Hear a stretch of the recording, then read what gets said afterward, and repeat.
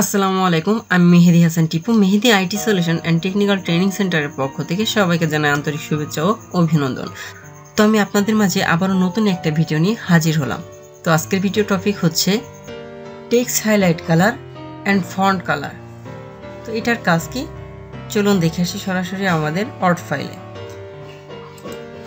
তো এখানে দেখতে পাচ্ছেন প্র্যাকটিসটি করার জন্য আমি অবশ্যই একটা বাক্য লিখে রেখেছি বা আমার ট্রেনিং সেন্টারের নামটা লিখে রেখেছি। এটার উপর ডিপেন্ড করে আমি প্র্যাকটিসটা করব। প্রথমে আপনাদেরকে দেখাবো হোম মেনু থেকে ফন্টের যে টেক্সট হাইলাইট কালারটা আছে এইটার কাজটা কি। যদি মনে করেন এখানে মেহেদি আইটি এই লেখাটা যদি আমি লেখার হাইলাইট করতে চাই, মানে পেছনে একটা কালার ধারণ করবে, ঠিক আছে, এইটার জন্য আপনাকে অবশ্যই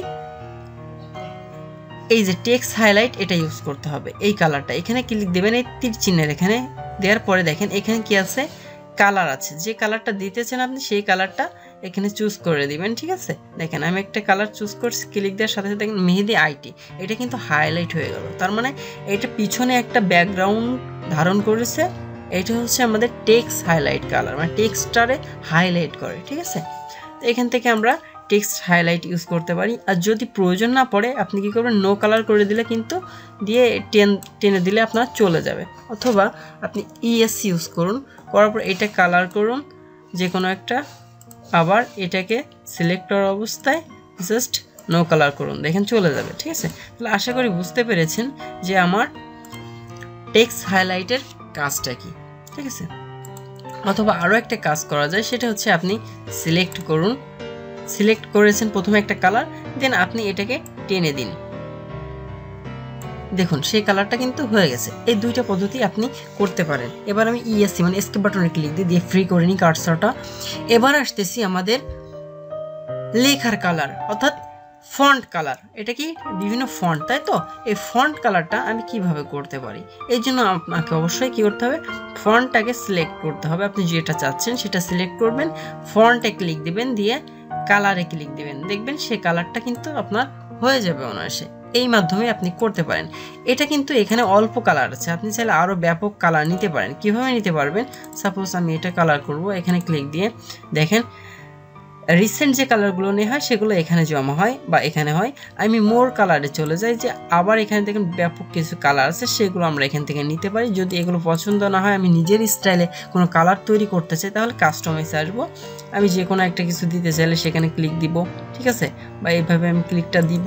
দেওয়ার পরে আমি কালারটা গাঢ় করতে চাইলে দেখেন এখান থেকে আমি ইচ্ছা মতন বানাই দিতে পারি। এখানে 8GB আছে, HTML আছে, এইগুলো আমি সেট করে দিয়ে কিন্তু আমি কালারটা নিজের মতো আমি কমপ্লিট করে নিতে পারি। দেখেন একটা কালার কিন্তু হয়ে গেছে। এভাবে আমরা করতে পারি। তো এই হচ্ছে মূলত আমাদের টেক্সট হাইলাইট কালার এবং আমাদের ফন্ট কালার। যদি কেউ এটা অনেক সময় দেখা যায় যে ভুল করে বসে থাকে যে আমাদের টেক্সট হাইলাইট লাগবে হচ্ছে আমাদের ফন্ট কালার, অথচ টেক্সট হাইলাইট করে দিল। টেক্সট হাইলাইট করে দিলে কিন্তু প্রিন্টের সময় ভালো আসবে না। অনেক সময় এই প্রিন্টটাই ঝাপসা প্রিন্ট আসে, আর এটা হচ্ছে ক্লিয়ার প্রিন্ট আসে। ওই জন্য যেটা আপনার প্রয়োজন, যখন যেটা লাগবে তখন কিন্তু আপনাকে সেটা ব্যবহার করতে হবে। আর আপনি যদি এই কালারগুলো না রাখতেছেন বা টেক্সট কালার না রাখতেছেন, তাহলে এখানে আসবেন, আসার পরে অটোমেটিক কালার করে দিবেন, তাহলে আপনার সেই অরিজিনাল কালারটা চলে আসবে, ঠিক আছে। অনেক সময় আপনারা কি করতে পারেন, সাপোজ এখানে এখন বর্তমানে যে কালারটা আছে, এখানে এই যে কালার, অবশ্যই খেয়াল রাখবেন আপনি প্রিন্ট করতেছেন কোন পেপারে। যদি আপনি সাদা পেপারে প্রিন্ট করেন, কখনো ভুলেও সাদা কালার দিবেন না, ঠিক আছে। মনে করেন আপনার ব্যাকগ্রাউন্ডে অন্য কিছু আছে, কি সেটা হতে পারে এইটা। এবার আপনি এই কালারটাই আবার কি করতেছেন, এই পাশে দিয়ে দিচ্ছেন সাদা, ঠিক আছে। এই হচ্ছে, বাট আপনি যখন প্রিন্ট করতে যাবেন তখন কিন্তু প্রিন্টে আপনার সাদা পেজ আছে, তখন আপনার ভালো দেখাবে না, ঠিক আছে। যদিও বা আপনার এই ফন্টটা মানে টেক্সট হাইলাইট কালার করে দিয়েছেন। তারপরে আমি বলছি যে ডিজাইনটা হচ্ছে নিজের কাছে, আপনি কত সুন্দর করে আপনার ডিজাইনটা আপনি ক্রিয়েট করতে পারেন সেটা হচ্ছে আপনার উপর ডিপেন্ড করবে। সো এটা বোঝানোর কোনো আসলে দরকার নাই। তো আমার শুধু দরকার ছিল যে টেক্সট হাইলাইট কালারটা কি এবং ফন্ট কালারটা কি। আশা করি আপনাদেরকে আমি ক্লিয়ারলি বোঝাতে পেরেছি এই বিষয়টা নিয়ে। পাশাপাশি আর একটা কমপ্লিট আমি করবো, সেটা হচ্ছে ফন্টের বিষয় নিয়ে। যেহেতু আমি আমার ফন্ট অপশনের কাজটা টোটালি শেষ করে ফেলেছি, সেহেতু আমি লাস্ট এইটা আমি দেখিয়ে দিই। সেটা হচ্ছে ফন্টের এই যে তীর চিহ্ন এখানে যদি ক্লিক দিই, অর্থাৎ ফন্ট অপশন কন্ট্রোল ডি যদি চাপ দিই তাহলে আমার কিন্তু ফন্ট অপশনটা চলে আসে, অথবা আপনার এখান থেকে ক্লিক দেন, দেওয়ার পরে ফন্ট অপশনটা আসে।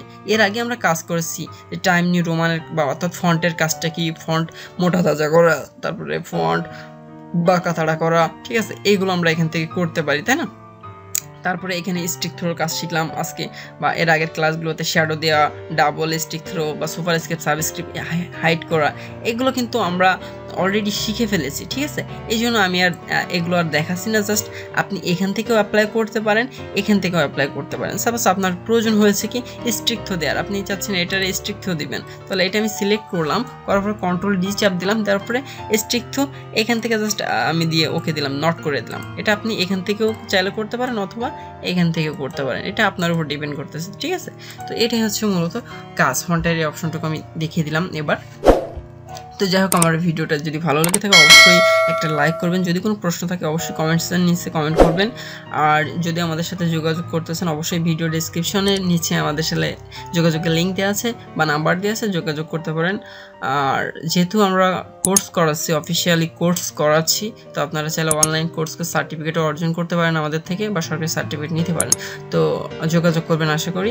আর যদি আমার এই ভিডিওটা আপনার পছন্দ হয় বা আমাদের মাধ্যমে শিখতে চান অবশ্যই আমার চ্যানেলটাকে সাবস্ক্রাইব করে রাখবেন, সাথে নোটিফিকেশন বেল বাটনটি ক্লিক দিয়ে রাখবেন যেন সবার আগে আমার ভিডিওটি আপনার কাছে পৌঁছে যেতে পারে। Thank you for watching my video.